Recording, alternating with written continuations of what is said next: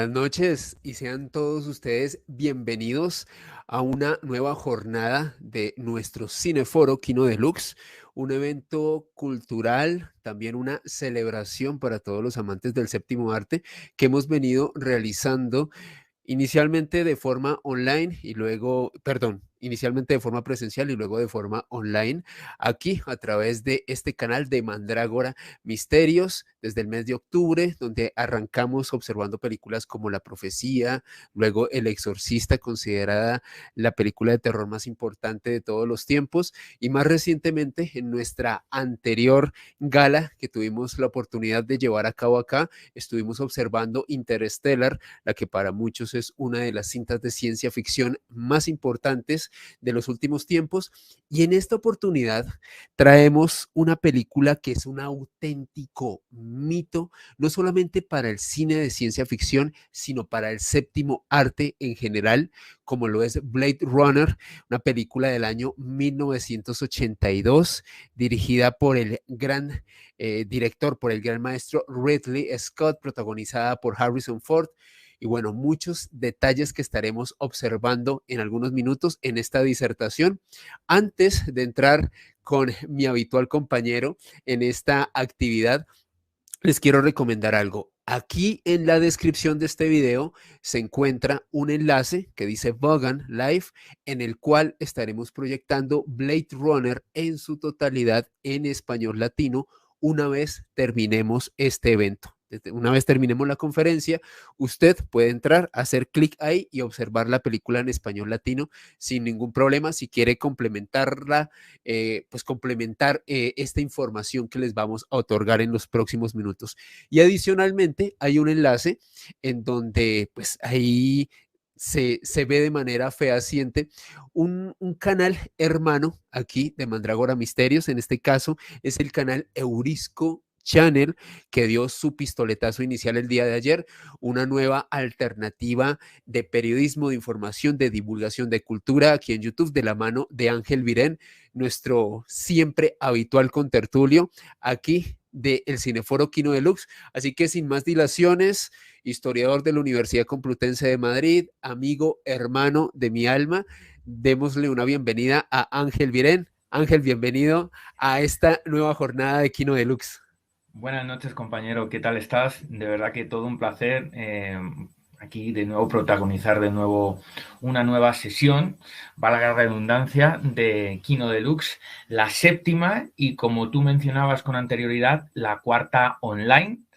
Así que hoy tenemos el privilegio, por decirlo de alguna forma, de presentar esta película que tiene un calibre altísimo, que marcó un antes y un después, no solo en la ciencia ficción, no solo en la cinematografía mundial, sino que también fue y es considerado todavía un fenómeno sociológico. Tal cual, digamos desde tu perspectiva, amigo, y ya procedo a saludar a la gente que ahí está conectada y reportando ya sintonía en nuestro chat.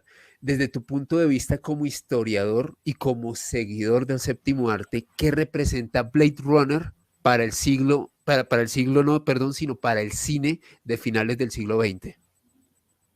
Pues Blade Runner es toda una reflexión profunda sobre los problemas clásicos que siempre ha atravesado la humanidad y sobre los desafíos que se nos van a ir presentando en el futuro, con lo cual, y no quiero pecar de pesimista, pero la visión que se da sobre el futuro más inmediato, más cercano, es decir, a corto o medio plazo, sobre la evolución de lo que significa la humanidad en el sentido más intrínseco, más profundo, es bastante oscura y bastante lóbrega, ¿no? No obstante, pues esperaremos a que luego pues el público y la audiencia que no la ha visto nunca decida. Pero, pero por otro lado, eh, da igual el ángulo en el que se vea, van a poder ellos todos sacar la conclusión, todos la van a poder extraer, la conclusión de que estamos ante un prodigio, cinematográfico dotado de una gran calidad técnica y artística, sin igual, concretamente en su género, en la ciencia ficción distópica. ¿Podríamos decir que Blade Runner es quizás una mirada pesimista al Sí, futuro de la humanidad? una mirada oscura, lóbrega, pesimista, y cada vez que transcurren los últimos años a gran velocidad, querido compañero, hay muchos aspectos de Blade Runner que ya se están cumpliendo. La película se desarrolla, como vamos ahora a entrar a hablar de ella profusamente, se desarrolla en un hipotético escenario geográfico de Los Ángeles en 2019, es una fecha que por ende ya hemos pasado, pero que, no sé, es una película que es demasiado cercana a lo que estamos viviendo, ¿no? Socialmente, demasiado. Creo que hay bastantes similitudes, así como apuntabas con cosas que lamentablemente se han ido cumpliendo con el paso de los años. Y antes de entrar en materia, querido amigo, quería aprovechar que ya tenemos una buena cantidad de usuarios aquí conectados. A propósito, agradecerles por su apoyo, porque es Por gracias a supuesto. ustedes que sigue existiendo este espacio. Si no fuera por ustedes, nosotros no estaríamos aquí, Ángel y yo, trayéndoles este material, este contenido, estas películas que realmente creo que son auténticas joyas del séptimo arte.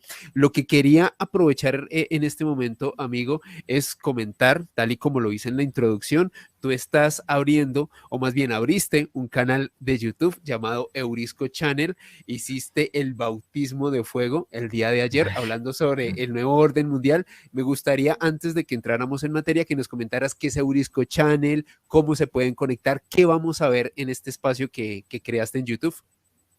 Bueno, pues Eurisco Channel viene a ser un canal de nuevo lanzamiento enfocado hacia la información, la divulgación y la cultura en general, y por ende, pues vamos a disponer de una serie de programas dentro del canal, ¿no? De momento, pues vamos a comenzar con dos de ellos. Ayer dimos inicio al primero, que se llama Retazos, que pues el nombre alude a que en esta sección pues es toda una sección de variedades, ¿no? Pues se analizarán temas de diferente índole, lo que viene a ser un cajón desastre, ¿no? Pues de, por ejemplo, temas que van desde la psicología, la sociología, la antropología, la mitología, la religión, las artes, las ciencias, la geografía, etcétera, ¿no? Y el otro canal, que su primer programa lo lanzaremos la próxima semana, como todos los miércoles, el día establecido de emisión van a ser los miércoles, se denominará pues Crónica 21 y abordaremos la actualidad política y económica internacional. Así que ese es el enfoque inicial, y a medida pues que se vaya desarrollando y vayamos viendo que tenemos una gran acogida entre la audiencia, pues abriremos nuevos programas y nuevas secciones dentro del canal, como por ejemplo, pues es una idea que hay que ir madurando, secciones que pudieran ser, que tuvieran que ver con, por ejemplo, con los deportes, con los misterios o con el ocultismo o con la propia historia. Interesantísimo este nuevo espacio, Ángel. Invitar a todos los espectadores. El enlace de Eurisco Channel está aquí abajo en la descripción de este video para que apoyen a Ángel. Las emisiones van a ser todos los miércoles a las 4 de la tarde de Colombia, 11 de la noche de España, 3 de la tarde de México, 18 horas de la Argentina. Ahí pueden consultar. A propósito, la próxima semana vas a hablar sobre el conflicto de Ucrania, un tema de neta actualidad, ¿cierto? Un tema muy actual, muy caliente, muy candente, pero que es necesario analizar profusamente para evitar llegar a equívocos sobre el mismo, ¿no? Porque tiene muchos ángulos de análisis y también muchas tangentes. Así que va a resultar muy sugestivo el directo que voy a hacer con mi compañero de Eurisco Channel, Jorge Manzanilla. A propósito, un abrazo enorme para Jorge, quien es tu equipero, un un estupendo periodista, y contigo hacen realmente una combinación explosiva. Ahora sí, procedo a saludar a la gente que está aquí antes de entrar en materia. Luz Mita Restrepo dice buenas noches Alejo y Ángel y demás amigos de Mandrágora, reportando sintonía desde Envigado y feliz de poder estar aquí y saludarlos. Un abrazo enorme, Luz, para ti hasta Envigado. Gracias por apoyarnos, gracias por estar siempre presente. Ciencia de la Hospitalidad, hola a todos, saludando. Nuestra amiga Paola Marrugo desde Cartagena, un abrazo enorme, Paola, gracias por estar aquí. Laura Botero, saludos a todos desde Miami, un abrazo enorme, Laura, que a propósito hiciste la reserva hace unas horas y muchísimas gracias por el apoyo, un abrazo enorme hasta Miami, hasta los Estados Unidos. Paola Castillo aquí desde Bogotá, buenas noches. Alejandro y Ángel, saludos desde Bogotá. Esta noche los acompaño con mi padre. Por favor, un saludo y un abrazo enorme a tu padre. Gracias por estar aquí en esta actividad de cultura, porque eso es lo que hacemos aquí con el Cineforo Kino Deluxe. Y aquí Luz Mita finalmente dice, pero por supuesto hay que apoyarlo, ya me suscribí. Muchas gracias a Luz por suscribirse a Eurisco Channel. Ya sabes, Muchas una nueva gracias. alternativa de periodismo con Ángel Vidén, con Jorge Manzanilla. No se lo pierdan, todos los miércoles va a estar impresionante, recomendado por este servidor. Ahora sí, entrando en materia, recuerden, chicos y chicas, que a través del WhatsApp les envié un material multimedia que están observando en pantalla, pues para que podamos complementar nuestra disertación de esta noche, la presentación. Aquí la observan en pantalla, Blade Runner. Y arrancamos, querido amigo, con la mente maestra detrás de las cámaras, de la producción, de la concepción y de la puesta en escena definitiva de lo que es Blade Runner, originalmente lanzada en 1982, el gran maestro Ridley Scott. ¿Por qué consideras que es importante hacer referencia a este director en la creación de Blade Runner? Bueno, Ridley Scott, efectivamente, ¿no? Es el responsable de todo lo que tiene que ver con la puesta en escena, ¿no? Si bien es verdad que el guión es de Philip K. Dick, que luego analizaremos, pero realmente el producto final se lo debemos a este afamado y gran director, una de las figuras cinematográficas, concretamente pues, del ámbito de la dirección y realización más interesantes de las últimas prácticamente 4 décadas y media, ¿no? Un director que Blade Runner, que fue su tercer largometraje, y ya era considerado como un director de culto por ese entonces, porque es que los dos anteriores le habían logrado situar entre la élite emergente, primero en Gran Bretaña, porque él es de origen británico, y ya la mayor parte de las producciones a principios de los años 80 ya tienen lugar en Estados Unidos y apoyadas por grandes productoras. Debutó en Gran Bretaña en 1977 con Los Duelistas, una película muy interesante de temática histórica, es decir, es un drama histórico protagonizado por Kate Carradine y Harvey Keitel, ¿no? En la que la trama principal gira en torno a un duelo que se prolonga durante muchos años y cuya escenografía o ambientación tiene lugar en las guerras napoleónicas. Película muy interesante para ser la ópera prima, ¿no? Se ganó el respeto de la crítica, pero aún le faltaba el apoyo del público, ¿no? El público de la general, de la audiencia, ¿no? Y eso llegaría solamente 2 años después, cuando en 1979 se estrena mundialmente Alien, el octavo pasajero, ¿no? Que a Aquí propósito estamos precisamente viendo en pantalla. en este fotograma, o mejor dicho, imagen fuera del rodaje, aquí tenemos al director, bien joven todavía por aquel tiempo, con la protagonista del mismo filme, Sigourney Weaver, ¿no? Que era también prácticamente fue su debut cinematográfico. Una película, bueno, Alien es de esas otras películas que en determinado momento habrá que presentar aquí en Kino Deluxe. A mí me encanta porque Por es favor.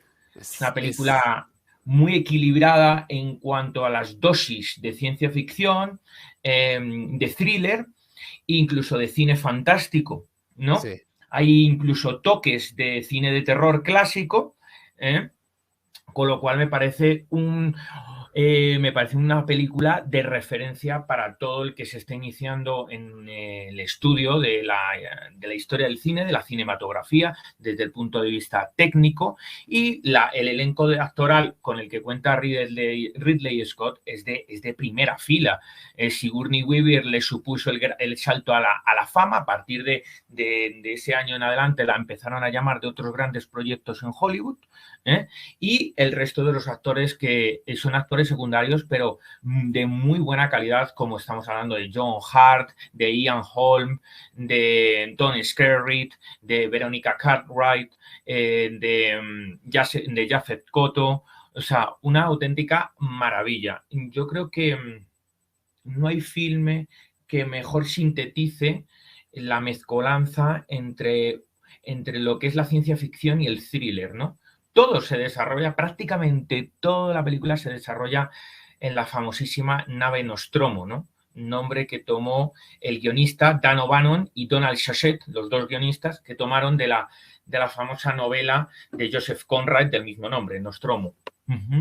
Una maravilla, una de mis películas favoritas de finales de los 70, sin lugar a dudas, Alien, el octavo pasajero, una puesta en escena impecable, las actuaciones de Sigourney Weaver y de esos actores secundarios, como tú bien comentabas, muy bien realizada, muy bien hecha, una película muy equilibrada, una fantástica puesta en escena. Y aquí tenemos al maestro Ridley Scott, en efecto, junto a Harrison Ford, el protagonista de la película que nos convoca esta noche.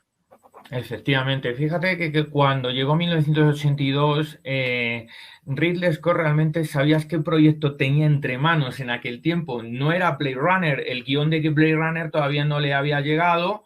De hecho, prácticamente todavía no se había leído la novela de Philip K. Dick. Él estaba inmerso en la idea de hacer una película sobre la novela Dune. Sí, sí, Dune, curiosamente. Curiosamente. Curiosamente, el director que estaba detrás de este proyecto originalmente era Ridley Scott. Sin embargo, le dio como por leer la novela de Dick, quedó cautivado y rápidamente cambió el proyecto, se puso en contacto con los guionistas y decidió hacer un filme enfocado originalmente hacia un cómic de ciencia ficción y que no tuviera y que no se exigiese y que no exigiese demasiado presupuesto. Mientras que el proyecto de Dune fue traspasado, o sea, de mano a mano, como quien dice, a David Lynch, quien rodaría el ya famado y mítica película en 1984, ¿no? Con lo cual abandonó el proyecto Ridley Scott, lo recogió David Lynch y Scott se centró en Blade Runner.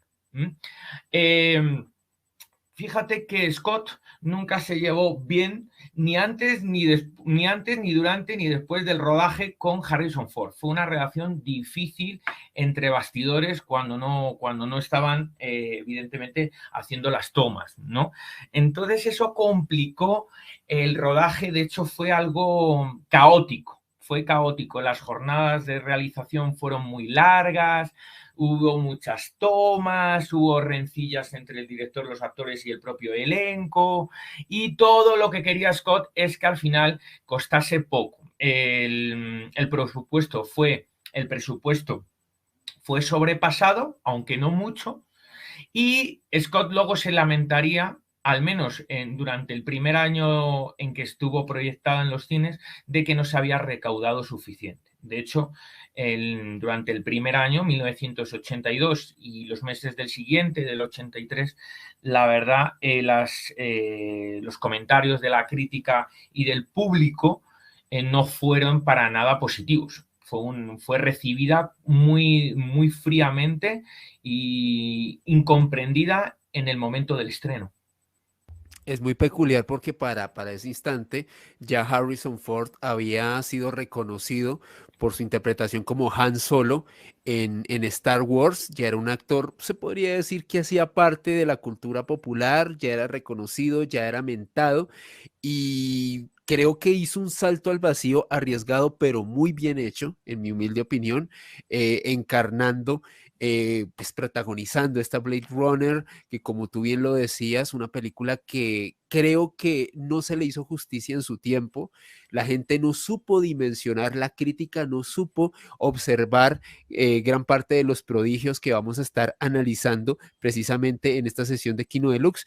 Y nos vamos a continuación con uno de los novelistas, ensayistas, escritores norteamericanos de ciencia ficción más respetados de la última mitad del siglo XX en Norteamérica, Philip K. Dick, un escritor que fue formado en la Universidad de Berkeley, allá en California, y que me atrevería a decir que se convirtió casi que en un ícono de la ciencia ficción gracias a Blade Runner. Efectivamente, Philip K. Dick es uno de los grandes literatos y escritores de la ciencia ficción norteamericana, el equivalente americano al polaco-ruso Stanislav Lem, del cual hablamos ya cuando proyectamos Solaris hace unos meses. Philip K. Dick hoy en día es un escritor de culto. Blade Runner está basado en una de sus novelas más famosas, si bien es verdad que es una novela corta, pero nutrida, que es Sueñan los androides con ovejitas o con ovejas eléctricas, ¿no? Es la novela en la que está basada Blade Runner. Sin embargo, hay que destacar un par de cosas, ¿no? Hay notables diferencias entre la novela y el guión fílmico, ¿no? Esas licencias se las tomó realmente Ridley Scott, ¿no? Que creo acertadamente que hizo lo que tenía que hacer, porque en origen la novela es todavía más oscura de lo que es la película. Y el personaje de Harrison Ford, Deckard, el policía, que es el Blade Runner, cazador de los replicantes, es un personaje todavía más despiadado y canallesco de lo que se puede ver en la película. Gracias a la voz en off en la película, vemos cierta humanidad en Deckard, encarnado por Harrison Ford, mientras que el personaje protagonista en la novela es un personaje totalmente desalmado. Es una de las grandes diferencias entre el escrito y el celuloide, en este caso. Muy interesante esa diferencia que marca sobre el personaje de Descartes. Podríamos decir que un hombre que siente que ha perdido su humanidad, por así decirlo, un hombre más despiadado, más oscuro, más lacónico también. Súper recomendada esta obra de Philip K. Dick, de la cual surgió el guión de Blade Runner. Yo recuerdo, como se comentaba, como tú comentabas previamente, como Ridley Scott intentó, si se le puede denominar así, aunque yo considero que es una película oscura, edulcorar un poco el guión de Blade Runner para la puesta en escena en cine. Sin embargo, aún y con todo eso, la película es bastante oscura de por sí y muy interesante la joya Sí, que vamos a observar. sí, la novela es muchísimo más oscura, más brutal, más sucia que la película. Y sin embargo, a mí, pese a que es una gran novela, a mí me parece que el film es aún superior a la novela. Wow, wow, En este caso, tú qué sabes que buen muchas dato. veces, como nos ocurrió cuando proyectamos El Resplandor, había gente que se dividía entre los amantes de la película y los amantes de la novela de Stephen King. Aquí creo que la película es netamente superior a la novela original de Dick. Pese a que Dick es uno de los grandes escritores del siglo XX de la ciencia ficción. Una cosa no quita la otra.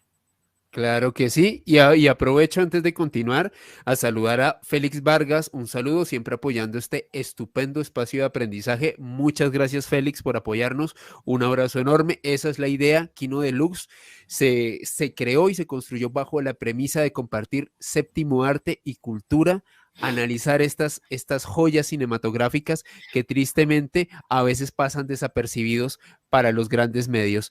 Entramos en un músico que para mí es muy especial, querido amigo y espectadores, Vangelis, y es muy especial porque no sé si lo he comentado varias veces aquí en Kino Deluxe o personas que hayan visto otras participaciones mías en otros espacios.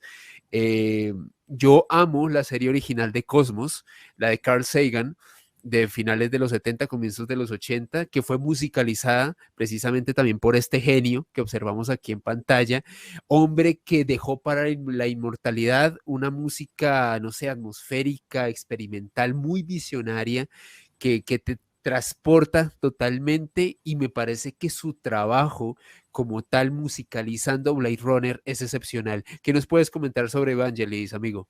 Vangelis, este compositor y músico, artista impresionante, ¿no? De unas cualidades sin igual. Hoy en día, sin embargo, a nivel popular, a nivel mainstream, le tienen un poquito olvidado y me parece una gran injusticia.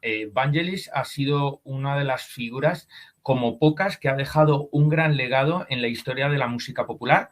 Es un artista que se inició dentro de lo que se llamó el rock progresivo a finales de los años 60 con un grupo musical que en aquel tiempo se hizo famoso porque era uno de los punteros de dicho subgénero del rock progresivo, que fue Aphrodite Child, junto con Demis Roussos y Lucas Sideras. Demis Roussos también luego inició su carrera en solitario, al igual que Vangelis, y se convirtió en un cantante de éxito. Vangelis cobró mucha fama siendo el tecladista en ese grupo, con el cual editaron 3 álbumes de estudio, a cada cual mejor. Si aquí los aficionados son algunos seguidores de grupos como, por ejemplo, de la primera época de Genesis, cuando estaba Peter Gabriel, de grupos como King Crimson, ¿no? King Crimson o Gentle Giant, Emerson, Lake and Palmer, yo les recomiendo que escuchen los primeros álbumes de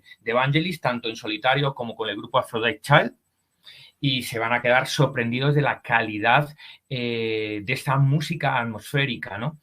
Efectivamente, tras el tercer álbum de estudio, y sacaron un directo y inició su carrera en solitario a mediados de los años 70. Y bueno, pues dejando piezas de indudable calidad.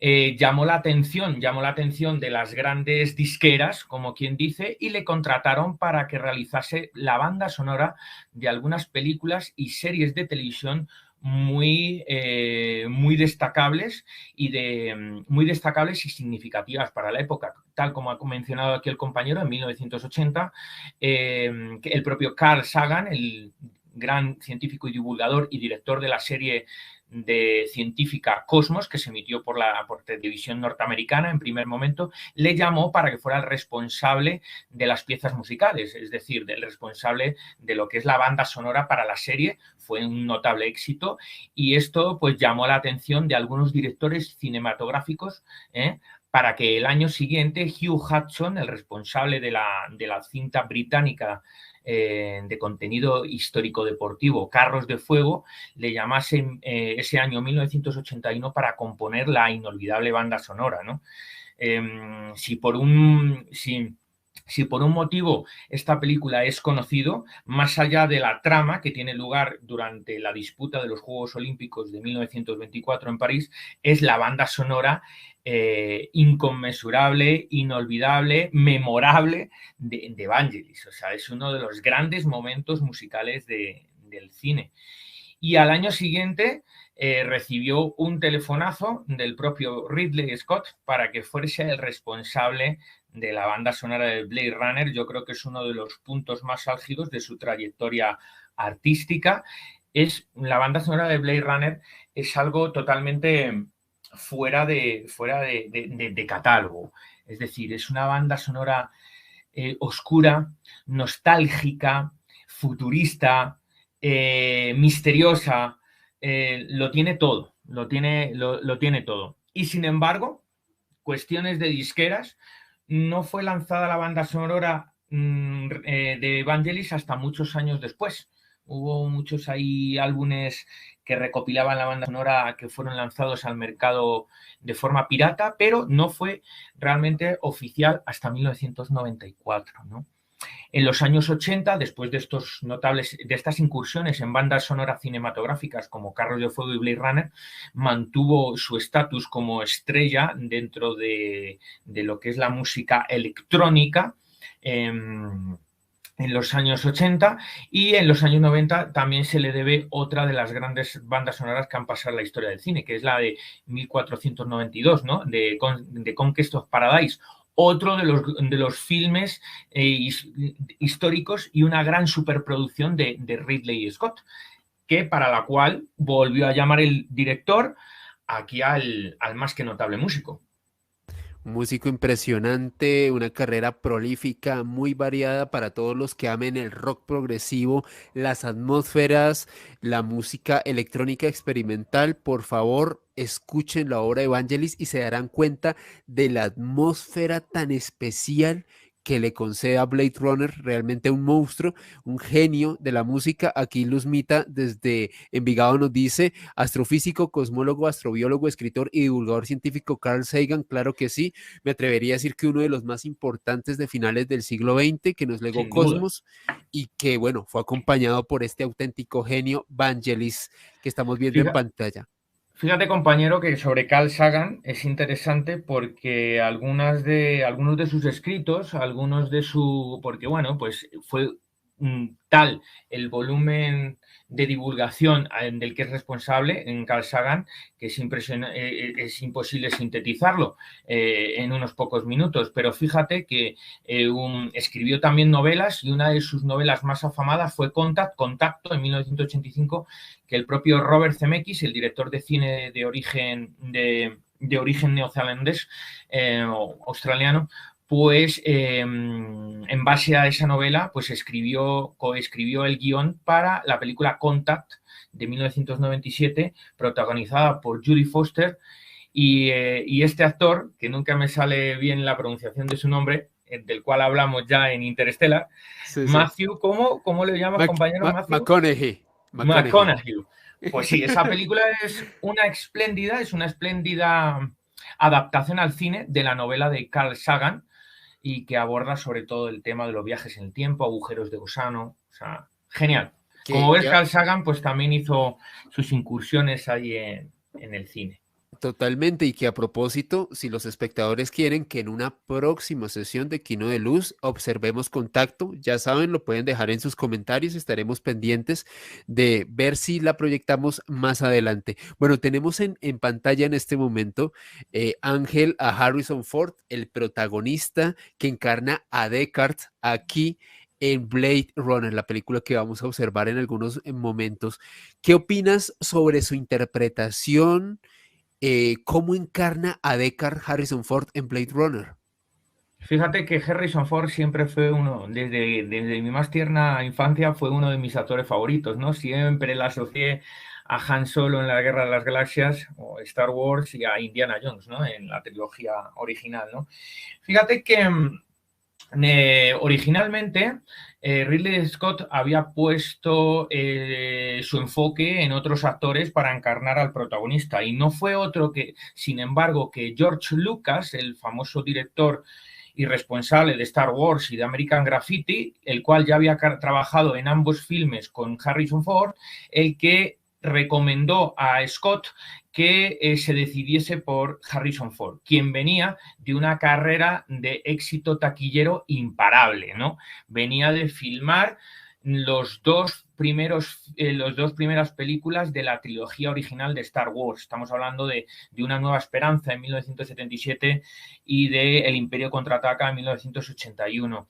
Y había colaborado con Spielberg encarnando al más que archiconocido y mundialmente famoso y mito sociológico Indiana Jones en la primera película de la saga en 1981. Ahí, en la anterior, compañero, le vemos en un fotograma famosísimo de el cuarto episodio de la saga de Star Wars, el primero de la saga original, que terminó llamándose, cuando se renombró toda la saga por entero, terminó llamándose Una Nueva Esperanza. Ahí le vemos junto al más que joven actor por aquel tiempo, Mark Hamill, encarnando a Luke Skywalker, y la princesa Leia encarnada por Carrie Fisher, ¿no? Y aquí Harrison Ford pues era treintañero todavía, pero pues creo que Han Solo fue no solo un mito sociológico, sino que creo que fue uno de los personajes con mayor carisma y que mayor cariño cogió la gente cuando se decidieron a ser aficionados a la saga, ¿no? Creo que Harrison Ford es fundamental para el éxito de Star Wars, me da la impresión. Sí, sin lugar a dudas. Yo creo que para las personas que ya estamos muy cerca del cuarto piso, Harrison Ford fue uno de esos íconos del cine de los 80 que siempre pudimos observar y tal y como tú lo apuntabas, yo creo que muchos le tomamos bastante cariño a este actor precisamente por la Sí. interpretación que vemos en pantalla de Han Solo y como tú bien apuntabas, yo creo que junto con Luke Skywalker y Darth Vader, son como los personajes más carismáticos de esta saga con los que la gente más se identifica y les gusta más relacionar Star Wars. Y bueno, aquí tenemos al que pues es mi personaje Bueno, favorito que he bueno. interpretado, Harrison Ford, que desde luego me encantaría, querido amigo, y también quiero conocer la opinión Uy, de los espectadores. Hay que hacer un sí, ciclo de Indiana Jones, por sin favor, duda. tenemos que hacerlo. Por las tres originales, porque Exacto. de la cuarta, bueno, en fin, de la cuarta no voy a hablar ahora, pero no estoy muy de acuerdo con aquel proyecto o despropósito que Sí, rodó sí. Spielberg en 2008, ¿no? Pero las tres Ok. primeras, o sea, forman parte de la cultura popular del siglo XX. O sea, es un impresionante cómo hoy en día es pensar en Indiana Jones y inmediatamente lo asocias con Harrison Ford. Es que no hay otro, no, Indiana Jones no podría ser encarnado por otro actor, por muy que se empeñen algunos directores, realizadores o expertos, ¿no? Indiana Jones es Harrison Ford es Indiana Jones. Y me parece que, Del bueno, cual. estaría formidable que pudiéramos proyectarlas. A mí me encanta, es de mis películas favoritas de aventuras y creo que Harrison Ford ya venía con un aura de prestigio de haber encarnado a Han Solo, pero es que cuando le vimos corretear por las selvas de Sudamérica y por los desiertos de África En busca del arca perdida, luchando contra los nazis, dijimos, Dios mío, o sea, estamos ante un hito de la historia del cine, ¿no? Tal cual, una puesta en escena maravillosa, una de mis trilogías favoritas de la historia del cine. Aquí nuevamente vemos a Harrison Ford.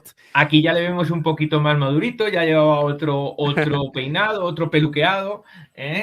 Aquí esto es un fotograma del Retorno del Jedi. Hasta Es luego la el Jedi. película en la que los protagonistas de la Alianza Rebelde tienen que rescatar a Harrison Ford, a Han Solo, de las garras de Jabba el Hutt en Tatooine, ¿no? En Tatooine, el planeta Tatooine, planeta desértico, ¿no? Aquí, con esta tercera parte de la trilogía original, del Retorno del Jedi, yo creo que el carisma de Harrison Ford explotó, o sea, llegó a su máximo apogeo, porque es una película además muy enfocada hacia el humor y es un humor sarcástico que es el que practicaba Harrison Ford, ¿no? Mm. Tal cual, era un actor que no solamente sabía hacer escenas de acción y se veían muy verídicas, me parece que era un muy buen intérprete, sino que siempre tenía esos gags, como esa Sí, chispa, y no se esa veía. picaresca, ese sarcasmo, Exacto. ¿no? Ese sarcasmo y eso le dotaba de un cáliz especial a sus interpretaciones. Aquí lo vemos en El Templo de la Perdición, como se llamó aquí en Latinoamérica. ¿Cómo se llamó en España, amigo? En España se llamó El Templo Maldito, ¿no? Nunca se Templo pusieron de Maldito. acuerdo, pero la película original se llama The Temple of Doom. O sea, el Temple of templo Doom. como de lo profundo, de lo oscuro, o una cosa. Y Sí, sí. entonces, bueno, pues debido pues, a los doblajes, se terminó llamando El Templo Maldito. Aquí le vemos encarnando al protagonista de Indiana Jones por segunda ocasión. Otra de mis películas de aventuras favoritas. Es que El Templo Maldito es una onda un poco diferente a con la que comenzó la saga en busca del arca perdida. Aquí los villanos no son los nazis, sino son los adoradores de Kali, un culto, digámoslo, un culto oscuro, ocultista y en cierto modo satánico de la antigua India, si bien es verdad que ficcionado, pero que con la que Spielberg, con esta película, otra vez alcanzó muchísimo éxito. Esta película tiene una serie de escenas memorables, o sea, por ejemplo, sin ir más lejos, con la que se inicia el filme, ahí en el pub, una especie de pub restaurant club nocturno llamado Obi-Wan, en honor Sí, al personaje de Obi-Wan Kenobi en Star Wars, exactamente. así lo denominó Spielberg, por sugerencia de George Lucas, y durante la cual pues los protagonistas, Harrison Ford y su pequeño compañero Tapón, y la coprotagonista del filme, Kate Capshaw, actriz con la que se casaría Steven Spielberg después del propio rodaje de Indiana Jones y el Templo Maldito. Los tres saltan por una ventana y caen sobre un carro que conduce Tapón. Bueno, el caso es que es Ese dato no lo sabía, amigo. No Sí, sabía que se había señor. casado con Después del Spielberg. rodaje de este filme en 1984 y de su estreno, que resultó un éxito taquillero, también de crítica, pues durante el rodaje se enamoró Spielberg de la coprotagonista Kate Capshaw, que era una actriz un tanto desconocida, pero que había acertado bien con Sí. encarnando pues a la compañera de Indiana Jones en esta película. Se casaron poco después. Y ya después de aquello apenas protagonizó más películas esta actriz, ¿no? El caso es que no solo fue esa escena, hay otra escena muy famosa en la película, por ejemplo, la escena de la cena en la que le sirven todo tipo de delicias orientales y que no es más que un guiño extraordinariamente bien hecho y un guiño de gran calidad a una película cómica, una comedia de los años 60 llamada El Guateque, de Party, en inglés, protagonizada por Peter Sellers. Hay una escena en esa película que es una escena muy parecida, muy parecida a la de Indiana Jones y el Templo Maldito. Creo que Spielberg y el guionista, ¿cómo se llama este hombre? Ay, no me acuerdo si es Douglas Slocum, el guionista, la extrajeron de aquella comedia. En su totalidad, la película es inolvidable. Y unas escenas de acción, una escenografía, una fotografía en exteriores impresionante. La puesta en escena magnífica. Bueno, estoy viendo que aquí la moción que hemos propuesto está teniendo mucho apoyo. Laura dice que por supuesto, que pasemos la trilogía. Dice que Mm. buenísima, el favorito de todos. Aquí Luzmita dice Indiana Jones, de las mejores sagas y el mejor actor indiscutiblemente.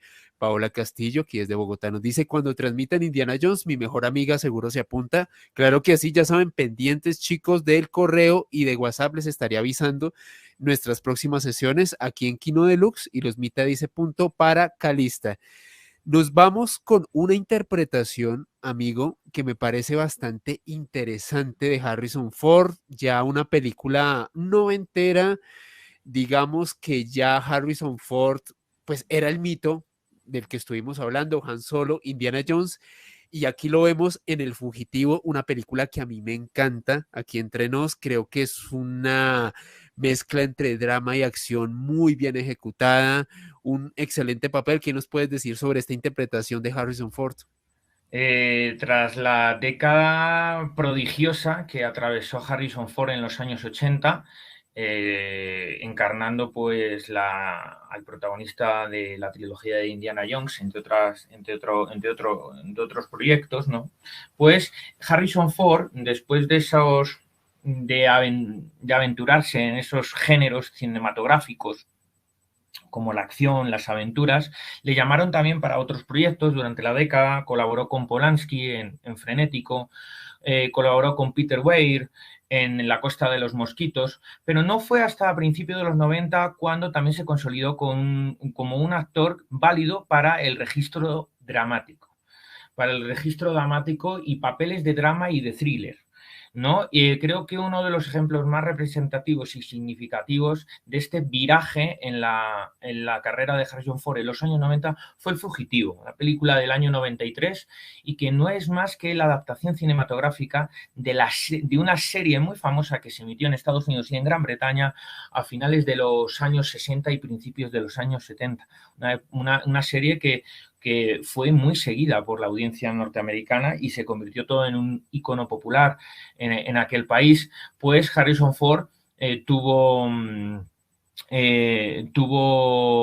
en sus manos encarnar el papel del Richard Kimball, que es así como se llamaba el protagonista, un médico y en el que se ve envuelto en una especie de conspiración acerca de farmacéuticas y realmente encarnó uno de sus mejores papeles en el cine de acción thriller, ¿no? Me parece que es una película que supuso un punto de inflexión en su carrera.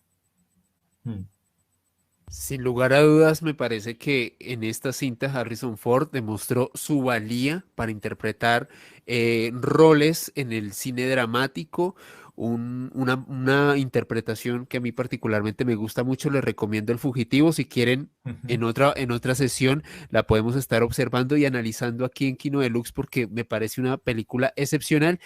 Y bueno, aquí lo tenemos en su reaparición en, podríamos decir que la más reciente adaptación de Blade Runner 2049. Pues efectivamente, este es un fotograma de la secuela de Blade Runner que se rodó en 2016, cuyo responsable fue Denis Villeneuve. Denis Villeneuve, que es, bueno, Villeneuve, que es un afamado director de los últimos años, que sobre todo se ha dedicado a realizar filmes de ciencia ficción con cierto corte existencial, ¿no?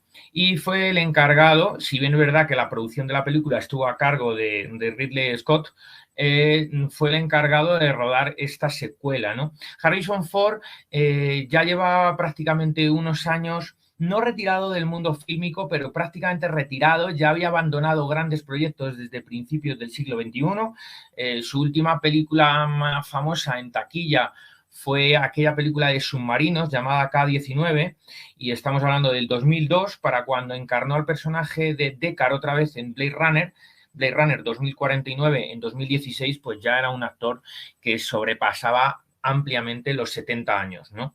Aquí le vemos. También por aquellos años, George Lucas le llamó para encarnar de nuevo a un Harrison Ford, perdón, a un Han Solo envejecido en la primera película de la última trilogía de Star Wars, El despertar de la fuerza, en 2015, un año antes de Blade Runner 2049.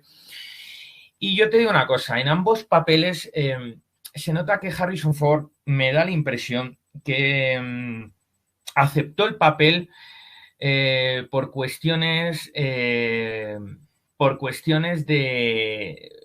cuestiones que tienen que ver mucho con económicas.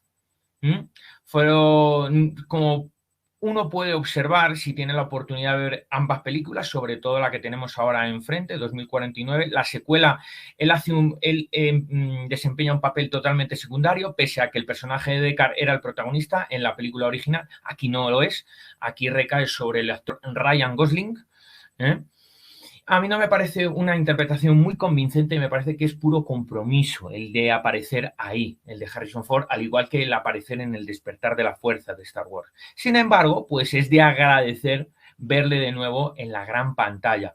Hoy en día, hoy por hoy, ya Harrison Ford sí que está prácticamente retirado, pero tengo una noticia para aquellos fans del personaje Indiana Jones, y parece que va a encarnar de nuevo al protagonista en una nueva película, en una nueva secuela del personaje el próximo año, en 2023, secuela que será dirigida por Steven Spielberg.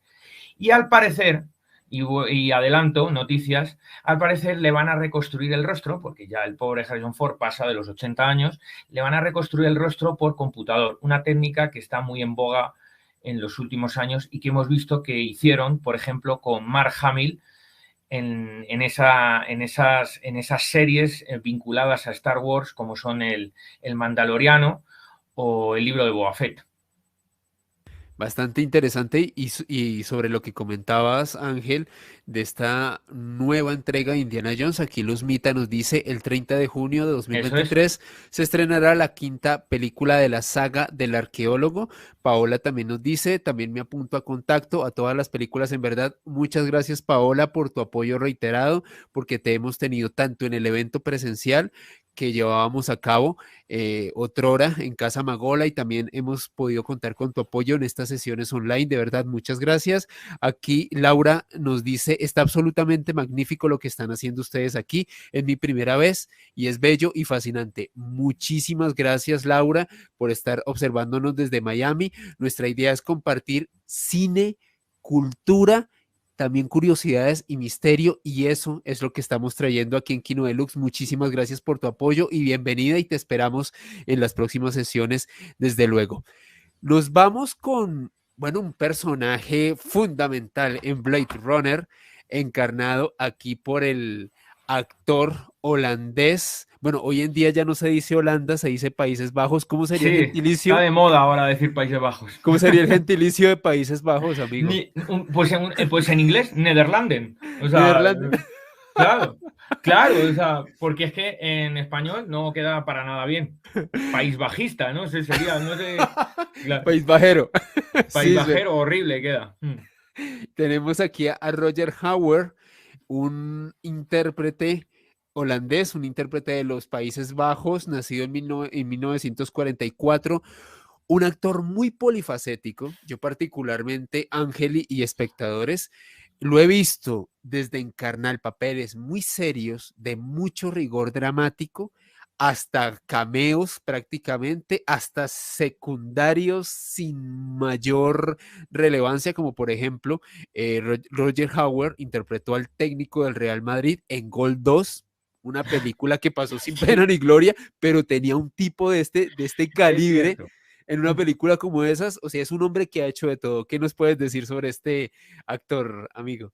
Bueno, al margen de aquel cameo en esa película tan controvertida, por decirlo de alguna forma, Roger Hauer es uno de los actores de la filmografía mundial, porque no es hollywoodiense, sino es un actor que se cultivó en Europa, y sus primeras producciones tuvieron lugar en Holanda, Países Bajos. Un actor muy infravalorado por la crítica y también por el público, pero tenía una gran versatilidad y un gran registro dramático.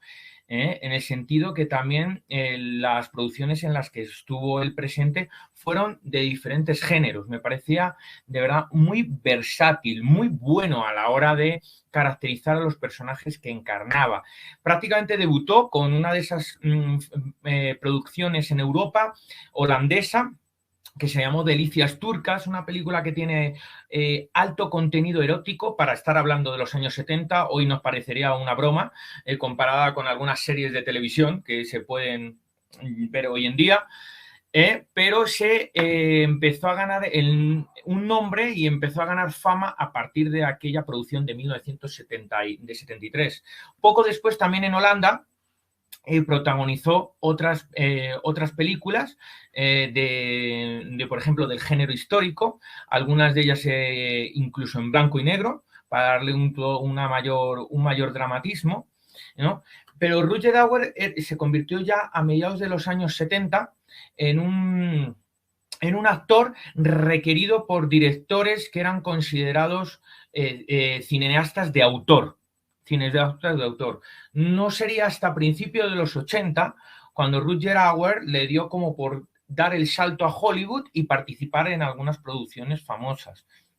Estoy hablando, por ejemplo, del Thriller, que coprotagoniza con Burt Lancaster, el veterano actor hollywoodiense Burt Lancaster, en 1983, llamado Clave Omega. También en 1985 participa en Los Señores del Acero con Michelle Pfeiffer, una película con cierto aire europeo porque se desarrolla en la Edad Moderna, a finales de la Edad Media, pero cuya producción es puramente estadounidense. Y sobre todo es recordado por el papel de Roy Batty aquí en Blade Runner. Fíjate que los propios guionistas quisieron que el protagonista de los guionistas, no Ridley Scott, sino los guionistas quisieron que el verdadero protagonista del filme, de la adaptación de Philip K. Dick, fuera Rutger Hauer. Es decir, que la trama de la película no estuviera enfocada en el personaje de Deckard, encarnado por Harrison Ford, sino en el Roy Batty, Rutger Hauer, como el líder de la banda de los replicantes. Un líder con un pensamiento profundo, con una mirada que tiene, dotado de una gran visión existencial y que lo único que quiere es que le den más años de vida para disfrutar la propia vida, ¿no? La mayor parte de los comentarios filosóficos que alberga la película se los debemos a él. Él es el responsable del famoso monólogo final de Tears in Rain, de lágrimas en la lluvia. Yo creo que no hay a lo mejor una escena tan famosa en el mundo de la cinematografía, por lo menos estaría seleccionada entre las que más, ¿no? Fíjate, Alejandro, de que el propio Roger Hauer improvisó la escena y le dijo Ridley Scott, Wow. le dijo a Ridley, déjame hacer a mí esta escena. Y dijo Ridley, bueno, estamos en tus manos, pero pues en lenguaje soez no la cagues, hazlo bien. Y cuando terminó de rodar la escena, prácticamente todo el mundo se quitó el sombrero ante lo que acababan de oír, teniendo en cuenta que por aquel momento el rodaje estaba siendo muy tedioso, como dijimos anteriormente, y la mayor parte del elenco actoral no había dormido ni un ápice en los últimos días. Prácticamente Roger Hauer rodó esa escena espontáneamente, de su propia mano, sin haber prácticamente dormido. Increíble, ¿no? La capacidad de este actor,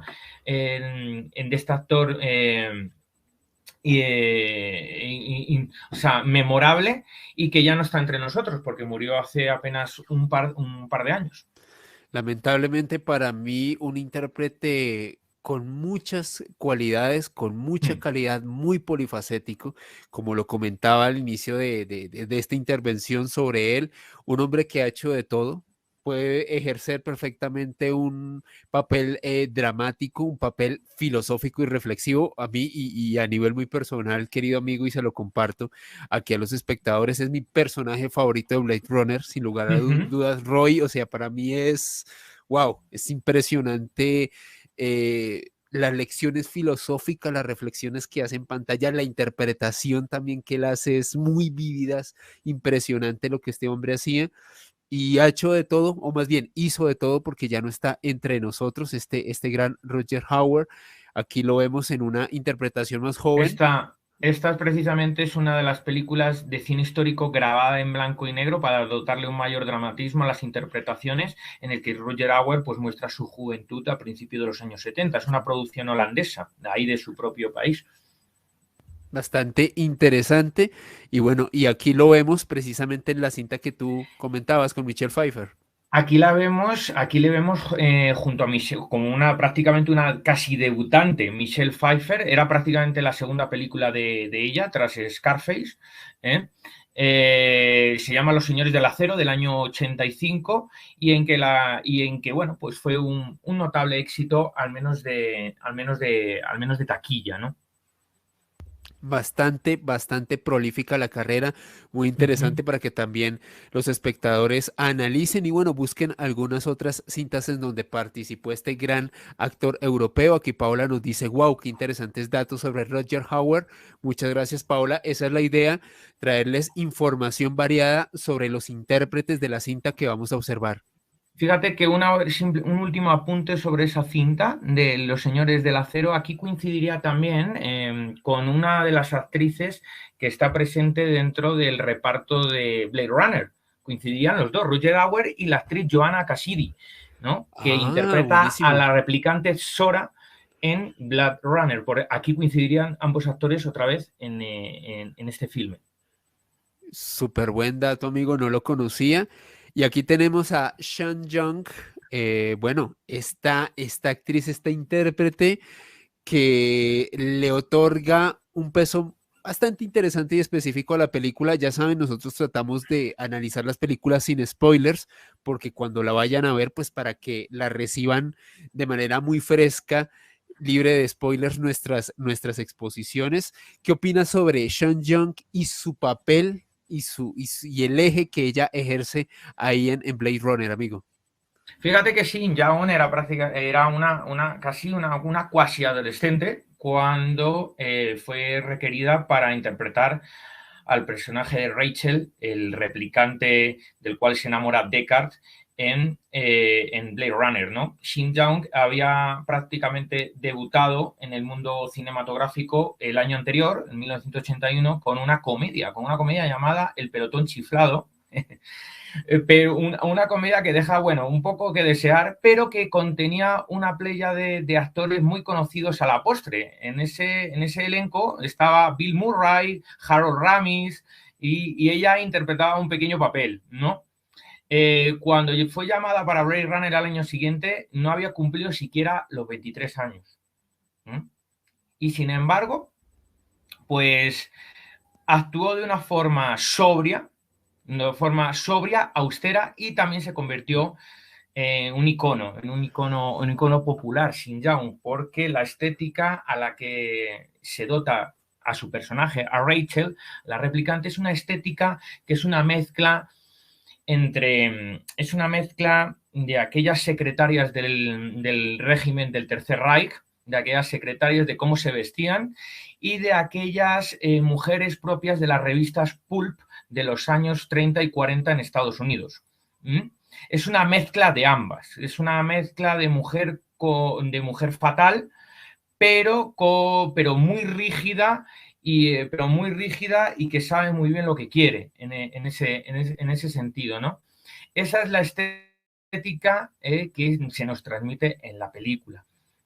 Luego vamos descubriendo que esta replicante pues es un ser muy frágil y es un ser que solo anda buscando tener o desarrollar las mismas cualidades que caracterizaban o supuestamente caracterizaban a los humanos hasta aquel momento, ¿no? Interesante el papel de Shin Young.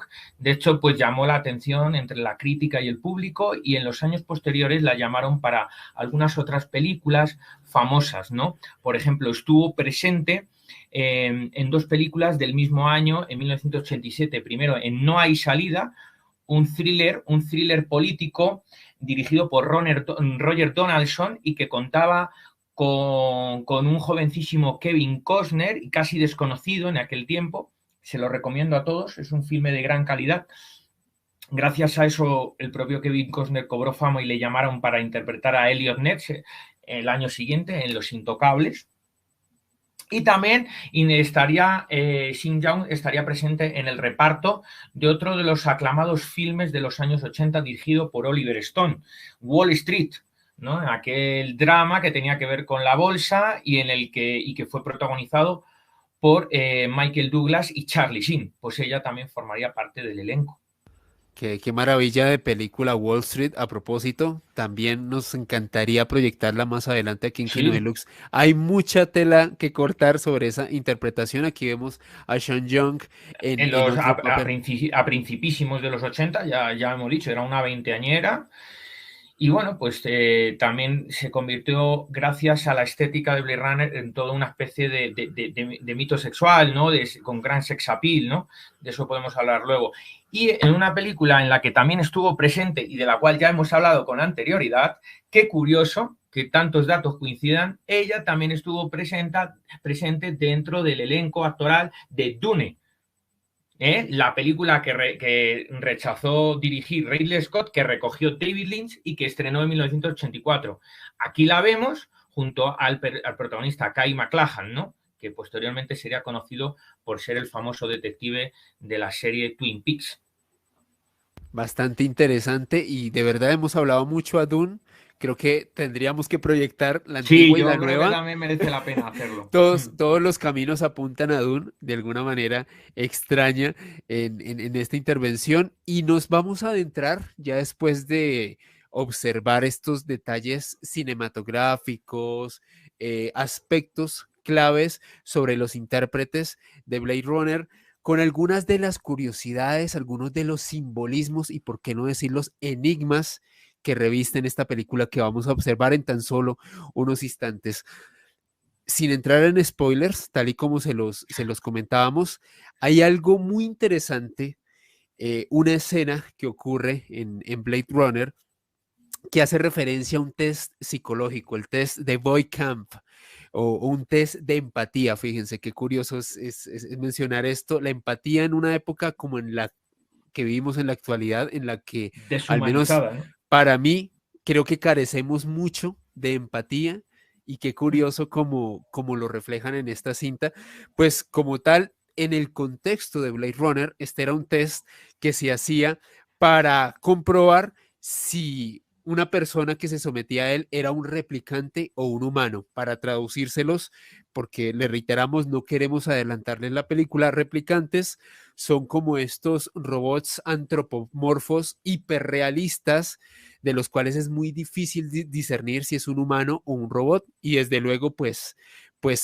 los humanos tal cual como somos todos nosotros, se realizaba este test, este Boykampf, precisamente como les comentaba, para determinar la empatía, si realmente quien era sometido a esta prueba se podía verificar si era un robot, si era un replicante o si era un humano.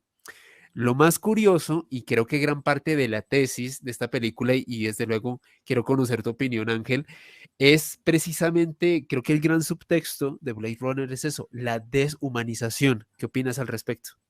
Es muy curioso, ¿no? Este aspecto es uno de los más notables, ¿no? Creo que el tema de la deshumanización está presente desde el principio hasta el final del filme. Sin entrar en demasiados spoilers, quisiera dar como una pincelada acerca de una de las secuencias iniciales, donde es capturado uno de los replicantes, encarnado por el espléndido actor secundario Brian James, y se le somete a este test de Boyd-Kampf, ¿no? Entonces se intenta demostrar de alguna forma demostrar o comprobar si es capaz de desarrollar sentimientos que se consideran humanos, ¿no? A lo largo de toda la película vemos que los replicantes, en muchos aspectos terminan aproximándose más a los principios humanísticos que los propios hombres, ¿no? Pero eso es algo que dejo a los espectadores que valoren. ¿Hasta qué punto ha podido perder la humanidad, su propia humanidad, valga la redundancia, en ese futuro distópico que nos presenta Ridley Scott, ¿no? Sin lugar a dudas, uno de los aspectos fundamentales, y de eso vamos a profundizar en los siguientes fotogramas.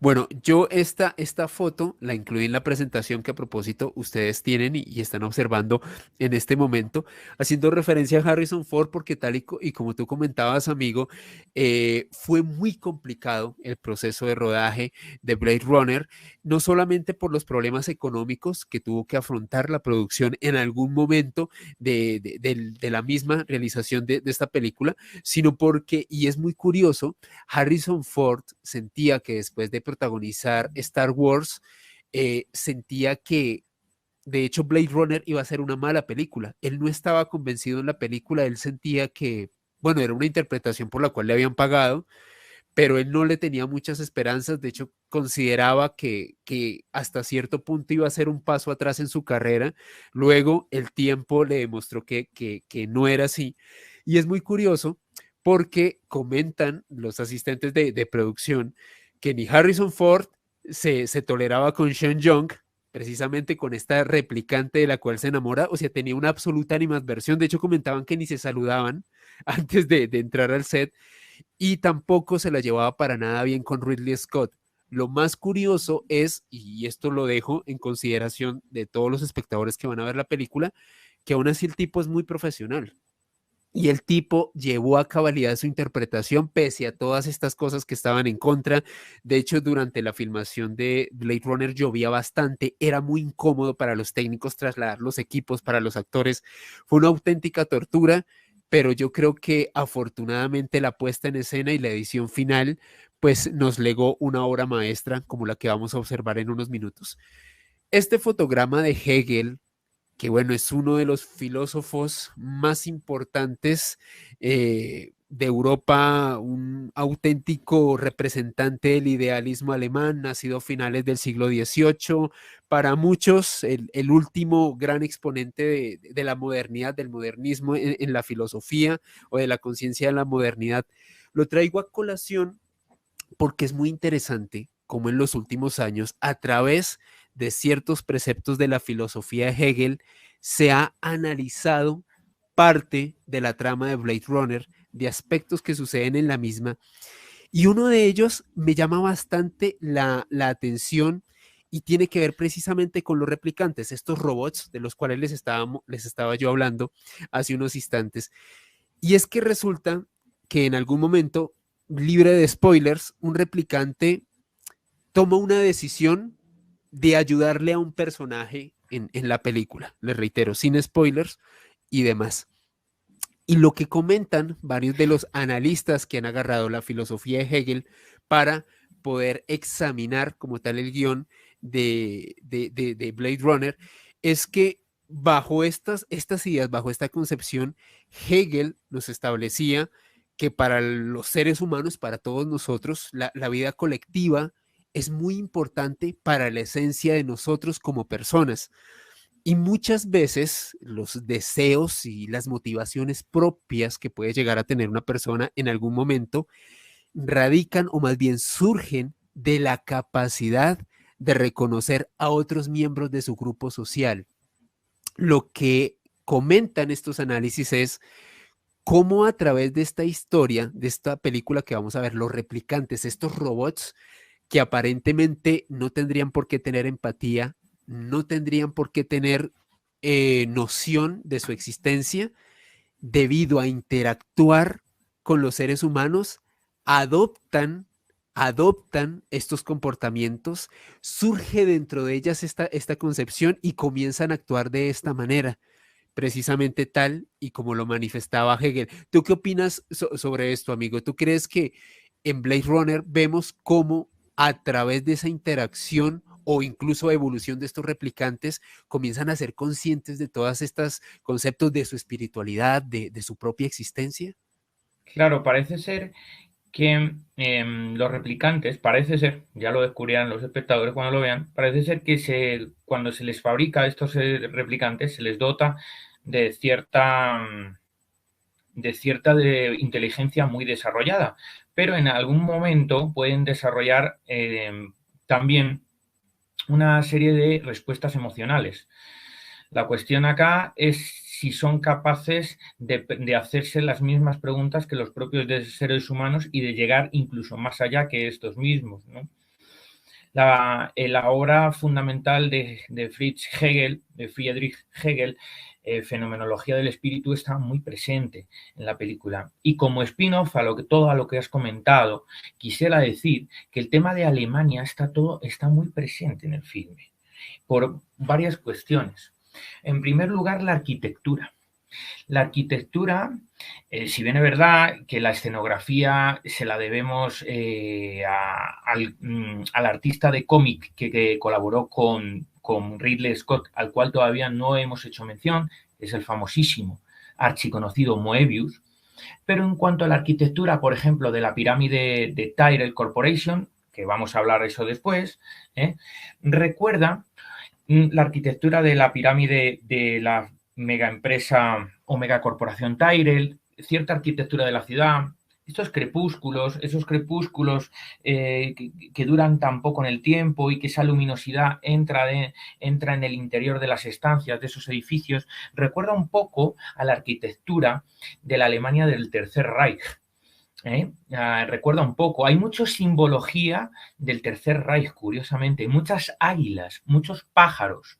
No estoy hablando solo de las esculturas que decoran la casa, la mansión del dueño de la Tyrell Corporation, encarnado por el actor Joe Turkel, sino como por ejemplo el búho también está presente, el búho que acompaña a Rachel y a Deckard en el primer encuentro que tienen en la pirámide, ¿no? También la paloma de una de las secuencias finales de la película. Todo está muy presente. Y otra cosa, en el monólogo final, sin spoilear, en el monólogo final, el propio Roy Batty, encarnado por Rutger Hauer, cita un lugar ficcionado, pero que está sacado de la mitología nórdica y de la mitología alemana, que es la puerta de Tannhauser. Es un guiño hacia toda la obra wagneriana. Creo que lo alemán está curiosamente muy presente. Totalmente de acuerdo contigo, amigo. Es bastante notorio desde el punto de vista estético, desde el punto de vista filosófico también, que como tal demuestra esta producción en su puesta en escena final. nos vamos a un punto que para mí es clave también para entender lo que es Blade Runner, y es la concepción, por qué no decirlo, filosófica o tendencia o teoría, como ustedes la quieran denominar, del transhumanismo. Básicamente, ¿qué es el transhumanismo? Es una corriente ideológica que propende que en algún momento de nuestra historia, ya sea a través de la evolución tecnológica o de la misma decadencia de nuestra especie, la tecnología nos va a superar. Y esto se conoce en el ámbito tecnológico como la singularidad. Cuando la tecnología, cuando los algoritmos, cuando la inteligencia artificial logre una capacidad de procesamiento superior a la humana, y en contraposición, la capacidad humana cada vez vaya, la capacidad de cognición, de pensamiento y demás vaya decayendo, se va a producir esta singularidad, y en ese momento la única forma que va a tener el ser humano para poder sobrevivir, para poder ir más allá, es lo que estamos observando en pantalla: fusionarse con la máquina, que máquina y hombre se conviertan en uno solo. Al menos por esto propende el transhumanismo, y esto sin lugar a dudas nos lleva hacia lo que podríamos ver y que vamos a observar en pantalla, a los replicantes, estos robots que curiosamente en muchas características, y como dirías amigo libre de spoilers, en algunos aspectos y en algunos tópicos parecen ser aún más humanos que los mismos humanos que habitan nuestro planeta en ese entonces. ¿Qué opinas al respecto? Es un tema apasionante lo del transhumanismo y muy en boga hoy en día, ¿no? Yo recomendaría dos libros, ahora se me han venido a la cabeza dos libros que ilustran muy bien el concepto y lo desarrollan, ¿no? Algunos, en primer lugar, recomiendo el libro de Daniel Stulin, El Club de los Inmortales. ¿Eh? Y por otro lado, algunos libros que han sacado en los últimos años, el famoso sociólogo de origen israelí, Yuval Harari, ¿no? Como por ejemplo Sapiens y todo esto. Habla muy profusamente de lo que significa el fenómeno de transhumanismo, ¿no? Cuando el hombre sea hombre-máquina, es algo que ya está pasando hoy en día. Ya está pasando hoy en día. Y que esto genera cierta inquietud y ciertas incógnitas, ¿no? ¿Qué va a pasar, por ejemplo, con los empleos? ¿Qué va a pasar con los empleos cuando realmente nos veamos sustituidos por completo por inteligencia artificial que logre llevar a cabo los trabajos de una forma más eficiente que nosotros? No solo los trabajos manuales o los trabajos que tienen que ver con el ejercicio físico, sino también trabajos de índole intelectual y creativa. Va a ser todo un punto de inflexión. En esta película también se aborda el que estas inteligencias artificiales en algún momento, debido a la singularidad, lleguen a ser más humanos que los propios humanos, precisamente porque la humanidad como tal esté deshumanizada en ese momento. Es muy interesante todas las tangentes que se vierten en la película, en este tema. Hay que observarlas con mucho detenimiento. Muy recomendado, tal y como lo manifestabas, Ángel, ver esas interacciones entre humanos y replicantes entre ellos. Es muy interesante la puesta en escena que logró Ridley Scott respecto a este gran discurso que podemos ver evidenciado en todo Blade Runner. Un pequeño apunte sobre lo que comentabas de la nueva potencia de las inteligencias artificiales que van a reemplazar a muchos de nosotros en nuestros trabajos actuales. Y esto era algo que hablábamos con Ángel detrás de micrófonos hace algún tiempo. Uh En el -huh. año 2020, a mediados, o sea, estoy hablando de hace más o menos año y medio, fueron despedidos más de 50 trabajadores en oficinas de Microsoft en Estados Unidos y en Inglaterra, y todos fueron reemplazados por un algoritmo computacional que se encargaba de redactar y de publicar más de 100 noticias al día. Es decir, una inteligencia artificial, un algoritmo que fue capaz de echar a la calle a más de 50 personas, de dejar sin empleo a 50 personas y desde luego sin fuentes de ingresos a 50 familias.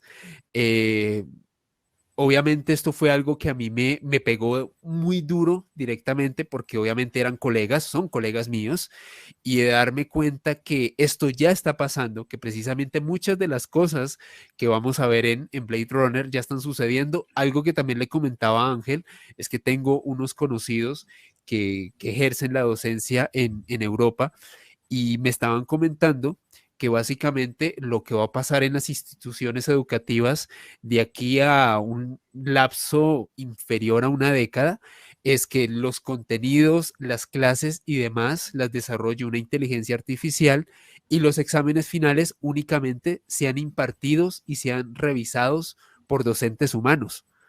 Es muy extraño. Y sin irnos más lejos, y tú lo sabes muy bien, querido amigo, en la plataforma en la que nos encontramos en este momento en Google, la que reina es el algoritmo de Google, una inteligencia artificial que es la que hace la veeduría de qué contenidos pueden estar, qué contenidos no deben estar y por supuesto lo censura. Así que estamos hablando de algo muy gordo, de algo muy fuerte, esta gran potencia y control que tienen las inteligencias artificiales en nuestros días. ¿Qué opinas sobre todo esto, amigo? Fíjate, compañero, que todo lo que mencionabas acerca de lo que ocurrió, esa noticia, ¿no?, que llegó a titulares a mediados de 2020, coincidió cuando el director general del Fondo Económico Mundial, del Foro Económico Mundial, Klaus Schwab, editó su libro en junio del 2020, curiosamente en las mismas fechas que tú anotas la noticia, sobre la Agenda Verde, la Agenda 2030 y en 2030 serás feliz y no tendrás nada. No tendrás nada y serás feliz, ¿no?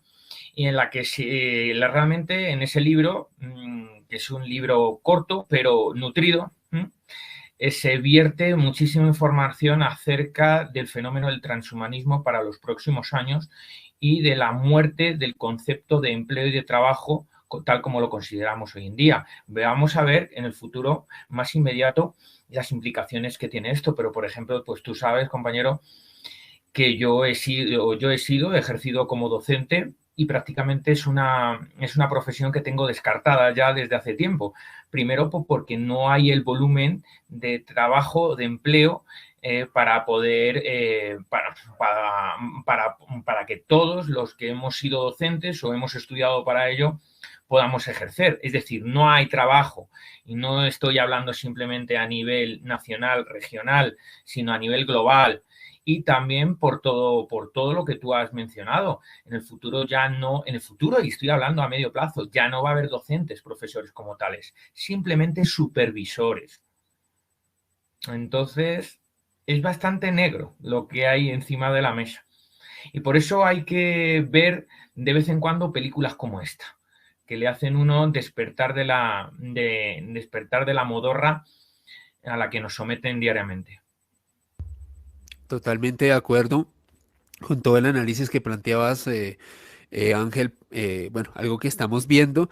Y bueno, para no atrasarnos en temas, esta imagen la incluí, la decadencia de la humanidad, debido a que, al menos para mí, dentro de Blade Runner, sin lugar a dudas, frente al transhumanismo, frente a esta evolución inesperada de las máquinas, de la inteligencia artificial, de los replicantes, como los vamos a ver en pantalla, sin lugar a dudas, para mí lo que trata de plasmar Ridley Scott, y lo hace de una manera fehaciente, pero lo que más asusta es que extrañamente coincide con muchas de las cosas que hemos estado viviendo desde hace unos años. Es precisamente esta decadencia de la humanidad, esta ausencia de empatía, esta ausencia de interacciones, esta falta de solidaridad, este tipo de dinámicas que hacen y que lo van a ver ustedes en Blade Runner. Por eso es que en el fondo,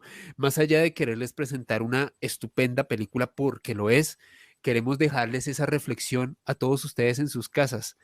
¿Qué tanto de Blade Runner se parece a nuestra realidad y a lo que hemos venido viviendo en los últimos años, a esa decadencia, no solamente de nosotros como sociedad, sino de sociedad como un grupo, sino de nosotros individualmente como seres humanos. Para mí es gran parte de la crítica contundente de Ridley Scott aquí en Blade Runner. ¿Qué opinas sobre todo esto, amigo? Interesantísimo este aspecto y yo creo que es uno de los más notables de la película, ¿no? En la que podemos observar eh, ciertos, ciertos rasgos y ciertas aptitudes que hoy en día están muy presentes en las sociedades contemporáneas. Sin ir más lejos, eh, nosotros que vivimos en Bogotá, a muchos bogotanos les va a resultar muy familiar esta ciudad de Los Ángeles 2019. O sea, es una ciudad totalmente gótica en muchos sentidos, ¿no? Y hay algunos rasgos que están presentes. Tenemos, por ejemplo, esa combinación entre lo antiguo y lo moderno, ¿no? Tenemos, cuando uno ve la película, tienes cosas, por ejemplo, hay arquitectura ultramodernista o ultrafuturista y sin embargo luego hay arquitectura muy antigua y muy deteriorada. Eso me recuerda a Bogotá en muchas cosas, por Dios. O sea, después, por ejemplo, el tema de la sociedad, cómo están las calles repletas de gente, parece un termitero. Me recuerda a ciertas partes del centro de Bogotá. Gente de lo más diverso en cuanto a la multiculturalidad y a la forma de vestirse, por ejemplo. Tribus urbanas mezcladas, muy contrapuestas, o sea, en absoluto es homogéneo, ¿no? El panorama social. Luego, por ejemplo, fenómenos como la pobreza, la indigencia. La propia Pris, que aparece en esta imagen, encarnada por la actriz Daryl Hannah, pues no tiene casa, tiene que dormir en la calle entre las basuras. Eso es una crítica muy mordaz que está presente en la película. La gente se ha acostumbrado a la pobreza, a la miseria, a la precariedad de los trabajos. A pese a que eres, por ejemplo, como uno de los personajes de la película, pese a que eres ingeniero genético, vives en un apartamento deplorable, ¿no? Es algo que ocurre ya hoy en día. Hoy en día la gente profesional ya no puede optar a una vida estable, a una vida con calidad, valga la redundancia, a una vida con calidad de vida. El deterioro, por ejemplo, del transporte público también se puede ver en la película. Cuando cae la noche, aunque es prácticamente de noche permanentemente, pero en las horas de la madrugada donde la ciudad se vacía en la calle, solo quedan los malandros en la calle, ¿no? Grupos de personas que intentan atracar, intentan delinquir, el miedo de la gente a salir a esas horas. No sé, a mí hay muchos aspectos que me recuerdan a Bogotá, desde luego, muchísimos. Es decir, que esa visión del futuro que se tenía en 1982 se encuadra muy bien en la realidad actual de muchísimas grandes urbes que atraviesan los mismos problemas, ¿no? Es la deshumanización de la humanidad, es la ausencia de empatía, la ausencia de valores, ¿no? Totalmente, una frialdad en las relaciones sociales, una frialdad ante la represión del Estado, de las autoridades. Todo eso está muy presente, si bien de forma velada, en la película que vamos a ver hoy.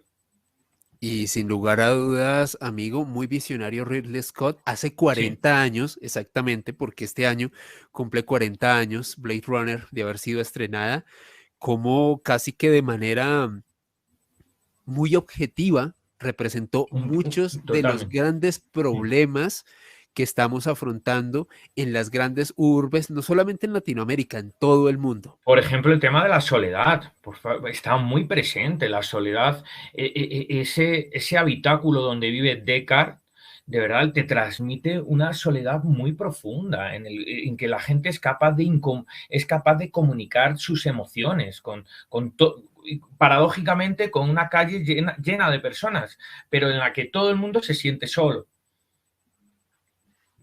Exactamente, y algo de neta actualidad, algo que vivimos en buena parte del mundo y creo que es una dinámica social más esa soledad precisamente. Por eso hoy en día tantas aplicaciones para conocer pareja, para conocer personas, vivimos en una Así es. sociedad profundamente solitaria. Incluye esta imagen porque dentro de los análisis que han podido realizar diversos expertos, a propósito, les recomiendo que estén muy pendientes al inicio de la película, porque este es casi que uno de los fotogramas iniciales, Sí, es una de el las ojo, secuencias iniciales. el ojo que representaría la naturaleza divina y espiritual. ¿Y por qué lo enmarcan algunos analistas dentro de estos tópicos como tan, por decirlo así, tan profundos? Y es que, bueno, esta escena alude, tal y como y comentábamos con Ángel unos instantes, a Roy Batty, a este replicante, a este robot, una de las escenas primigenias. Él está observando la ciudad de Los Ángeles, la observa desde la altura, y es muy curioso porque este ojo y otras miradas que a propósito se van a percatar en el desarrollo de la película son muy importantes. La esencia del ojo representó para muchas culturas en la antigüedad, entre ellas la egipcia, El ojo una de Horus. relación, el ojo de Horus exactamente, una relación entre la naturaleza y lo divino, entre lo material y lo espiritual, entre el conocimiento más profundo de las cosas y de las ciencias y el autoconocimiento interno. Es uno de los símbolos que concedió Ridley Scott ya en la edición final de esta película, como a través de esta mirada, y fíjense lo más simbólico de esto, es la mirada de un robot, como un robot comienza a analizar todo su entorno, todas las dinámicas que ocurren en esos ángeles futuristas, y cómo a través de esas dinámicas es consciente de muchas cosas, de su propia existencia, de la existencia de los humanos que están en esta ciudad. Hay que recordar, tal y como decía Ángel, el ojo de Horus, uno de los símbolos más importantes dentro de la mitología egipcia. Es como si de alguna u otra manera también varias de las escenas de los ojos, porque este no es el único, hasta cierto punto demostraran a plenitud los deseos de los replicantes, de esos robots, el deseo y todo lo que perciben de su entorno. Esta, por decirlo así, concepción naciente de lo que existe y de algo más profundo, de su propia existencia. Es muy particular, por eso quise, pues, utilizar este fotograma que a mí a propósito me parece preciosísima, o sea, parece casi que un wallpaper, es bellísimo como lo representa Ridley Scott. Y otra de las figuras muy importantes, y a propósito, ¿quieres hacer algún comentario sobre el Sí, ojo, amigo? sí, compañero. Al respecto de lo del ojo, fíjate que hay dos aspectos de la película muy sobresalientes. Uno es el énfasis que se pone en la plástica visual, ¿no? Es Uf, importante. total. Lo más importante de la película, por encima de la trama, por encima del significado filosófico, es la importancia que tiene la plástica visual, todo lo visual. Y por ende, creo que se le da en la película una consideración muy especial al ojo. El ojo como concepto está muy presente en muchísimas escenas, secuencias y por ende fotogramas de la película. Por ejemplo, una de las escenas iniciales, una de las secuencias iniciales, que ese mismo es el ojo de Harrison Ford. Otra, por ejemplo, cuando el ojo del búho que está presente en la Tyrell Corporation. El ojo, por ejemplo, por ejemplo, cuando van los replicantes a visitar al fabricante de ojos, que se dedica a la ingeniería genética, él fabricaba ojos. El tema del ojo está muy presente en la película. Cuando el propio Roy Batty pues intenta sacarle los ojos a uno de los personajes de la película. El tema del ojo está muy presente. Quiero decir que es un intento de poner énfasis en lo visual. Y esto no quiere decir que en el mundo del mañana lo visual va a estar por encima de otros aspectos que tienen que ver con los sentidos humanos. Lo visual va a ser fundamental. Por eso se habla tanto hoy en día del tema también del metaverso, ¿no? De Donde lo acuerdo. visual va a resultar crucial. Y muy visionario por parte de Ridley Mm. Scott, cómo observar, ya que estamos hablando del ojo, cómo vislumbrar que sin lugar a dudas lo visual, lo audiovisual, ya adentrándonos en temas de rigurosa actualidad, iba a tener mucha preeminencia en la sociedad del futuro, bueno, en nuestra sociedad, en la sociedad actual. Este fotograma que ustedes van a observar a continuación en pantalla, el Sigurat de Ur, lo traigo a colación porque para mí hay un paralelismo súper evidente entre este Sigurat de Ur y una estructura piramidal, la pirámide de Tyrell, el que vamos a Corporation. observar posteriormente, Tyrell Corporation, bastante interesante. Y bueno, para darles un contexto del Sigurat de Ur, esta es una estructura piramidal que se encuentra junto a unas ruinas de la antigua ciudad sumeria de Ur. Esto queda en Irak, allá en Asia. Y este lugar fue construido hace más de 2000 años, pero de acuerdo a los últimos estudios históricos, su última reconstrucción, o sea, la última versión de esto que ustedes están observando en pantalla, se realizó en el año 2100 antes de Cristo, durante un periodo de la cultura Ubaid, ahí mismo, en Irak, fue reconstruido por el rey Ur-Nammu.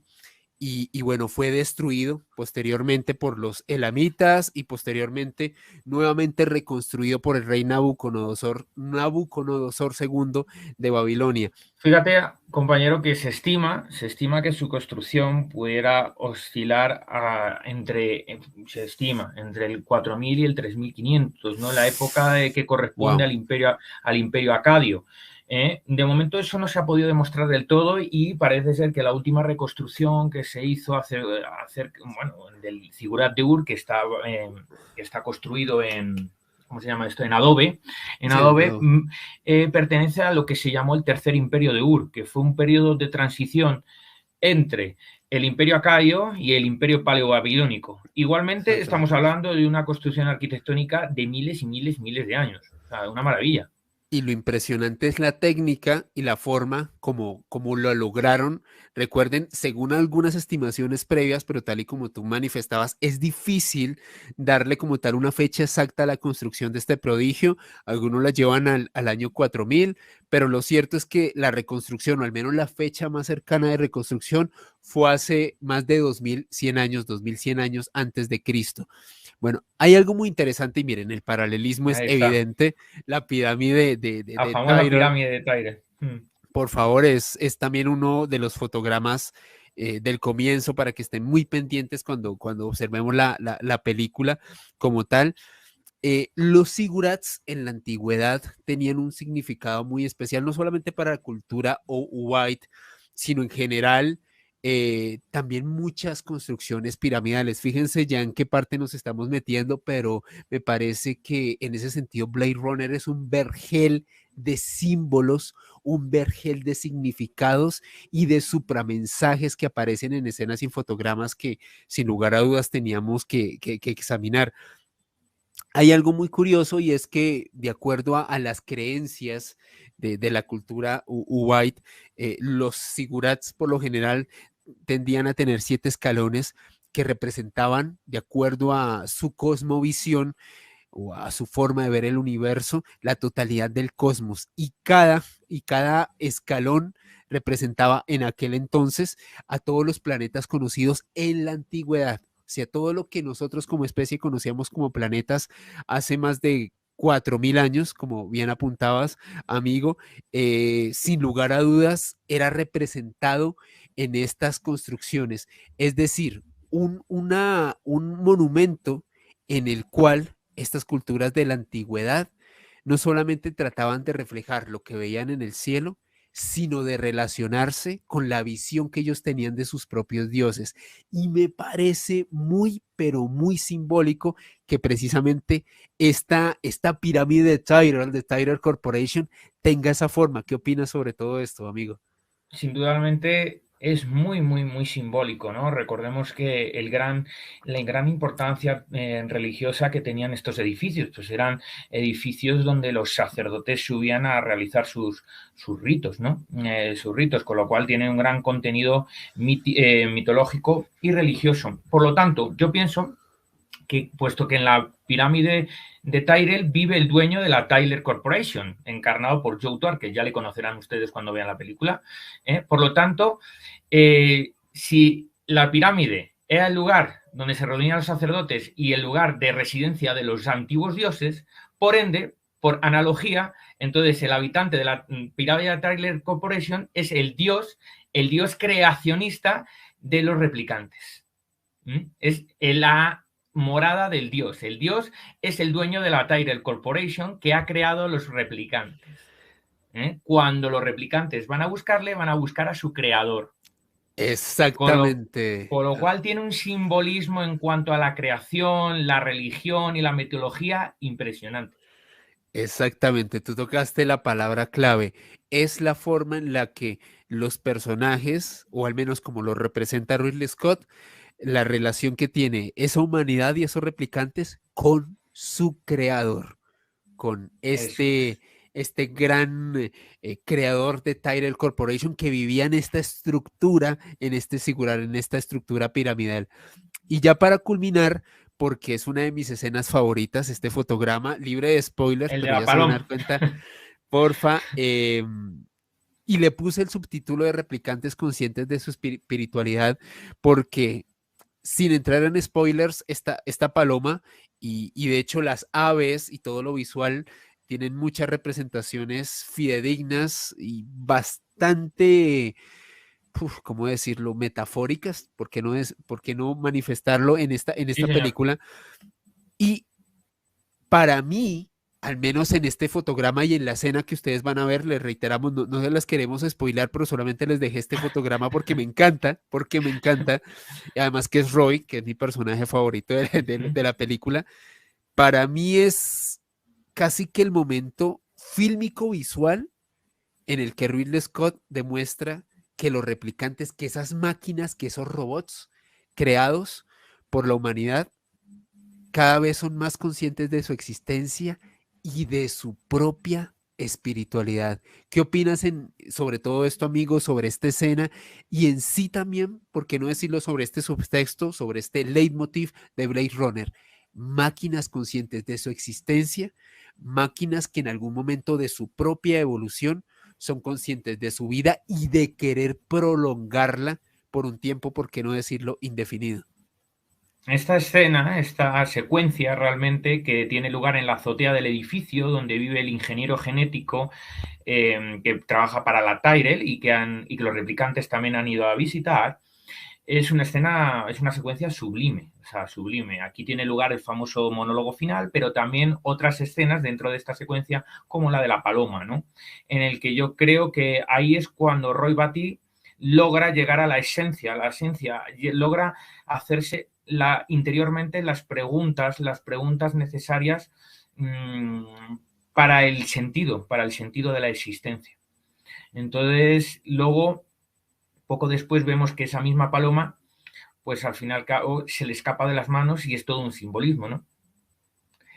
Por qué la paloma sube hacia los cielos, ¿no? En ese momento, ¿no? Cuando Roy Batty ya nos deja nos deja con la miel de los labios después del discurso, ¿no? Entonces me parece que tiene una fuerza existencial la secuencia increíble. Es una escena maravillosa, la puesta en escena de Ridley Scott es fantástica y creo que nos hace plantear muchas cosas sobre nuestra propia existencia, sobre nosotros como seres humanos, nuestra interacción con la sociedad, con nuestro entorno y para bien o para mal y algo que vemos en Blade Runner y eso lo vamos a vivir en las próximas décadas y sabes bien amigo a qué me refiero, De seguro. nuestra interacción con la inteligencia artificial. Y eso es algo que ya estamos viviendo de manera incipiente y que en los próximos años lo vamos a ver de forma directa, fehaciente y palpable. Así que, queridos espectadores, este fue el fotograma final. No olviden que nos pueden seguir en Facebook, Twitter e Instagram en Kino Deluxe, ahí tal y como aparece en pantalla. Ahí en las presentaciones lo dejé como un enlace para que piquen y nos puedan seguir, estén pendientes de las próximas sesiones, de las próximas funciones.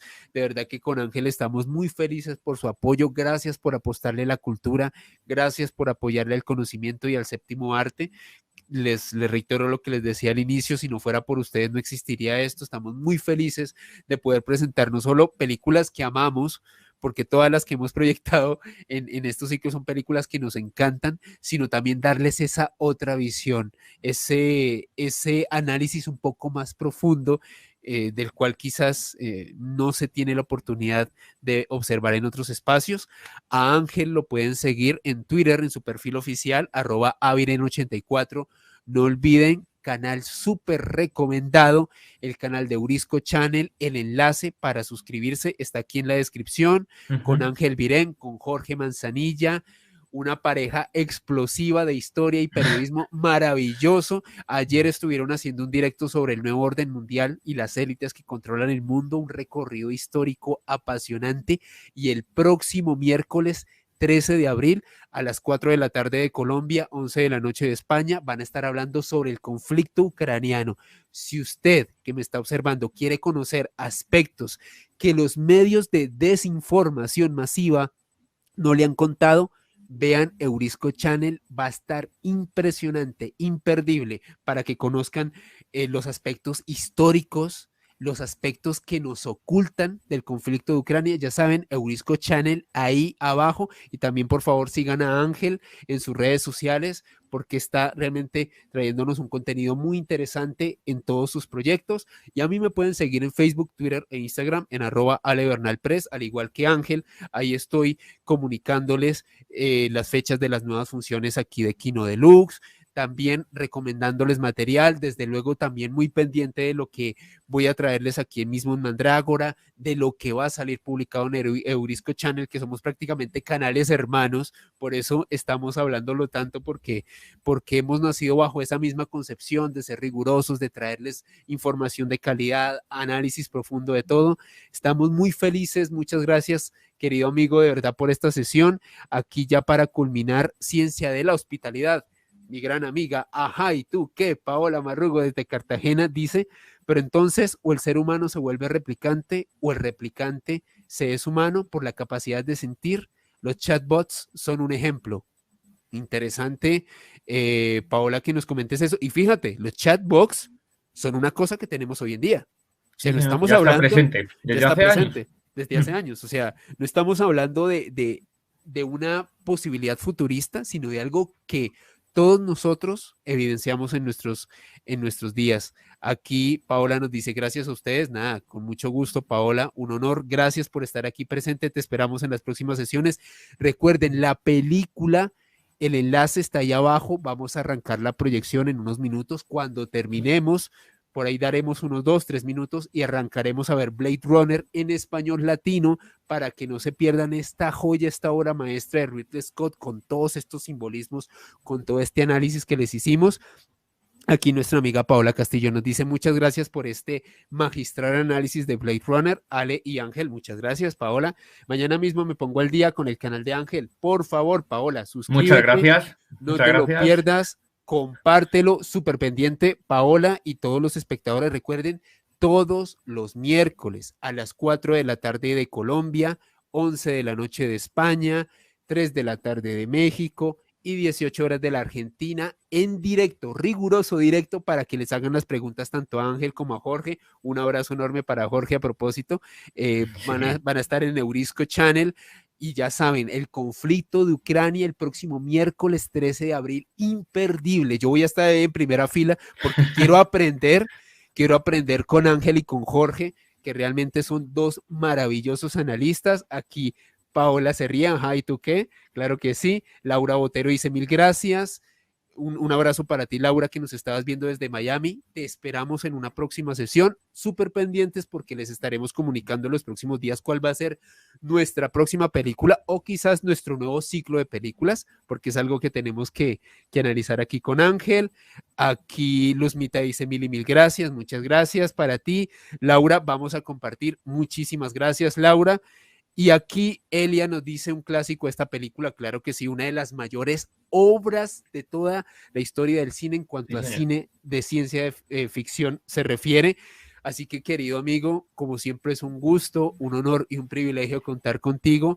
Muchísimas gracias por todo el conocimiento que nos compartiste sobre Blade Runner.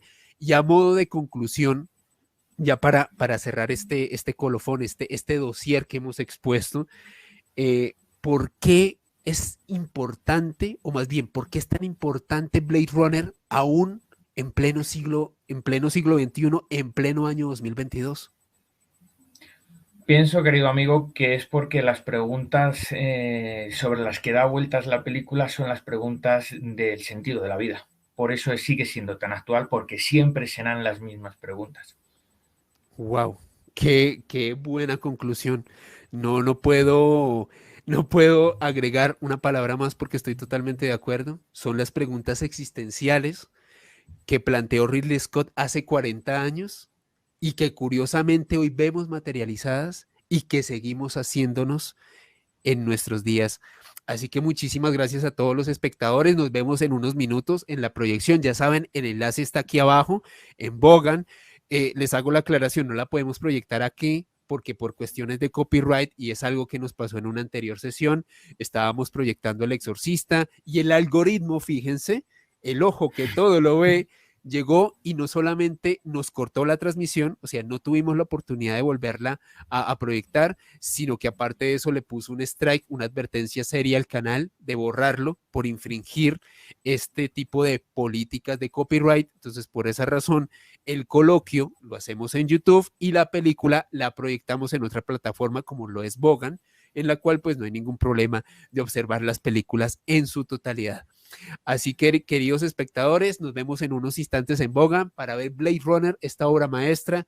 Un abrazo enorme para todos. Ya saben, pendientes de nuestras próximas proyecciones, pendientes de las redes sociales de Ángel, de mis redes sociales.